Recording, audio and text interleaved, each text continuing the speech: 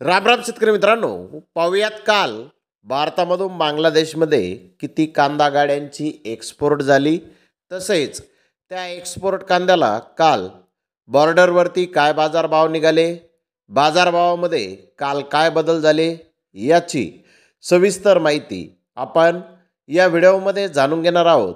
त्यासाठी मित्रांनो आपल्याला व्हिडिओ संपूर्ण पाहायचा आहे। तर मित्रांनो, काल गोजेडांगा बॉर्डर येथून 8 गाड्यांची एक्सपोर्ट ही झालेली आहे, तर मेंदीपूर बॉर्डर येथून 6 गाड्यांची एक्सपोर्ट काल झालेली आहे। हिली बॉर्डर येथून एका गाडीची एक्सपोर्ट काल झालेली आहे।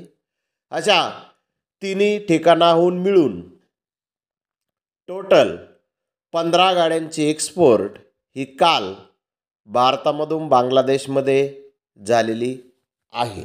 परवा 5 गाड्यांची एक्सपोर्ट झालेली होती, काल 15 गाड्यांची एक्सपोर्ट ही झालेली आहे।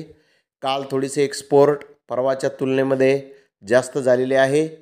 आणि मित्रांनो, यामध्ये नाशिक, नगर व गुजरात येथील कांदा होता।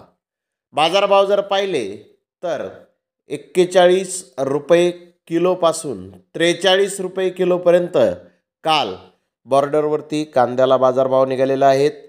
मागील बाजाराच्या तुलनेमध्ये काल कांद्याच्या भावामध्ये किलोमागे 4 ते 5 रुपयांची सुधारणा बाजारभावामध्ये काल बॉर्डरवरती झालेली आहे।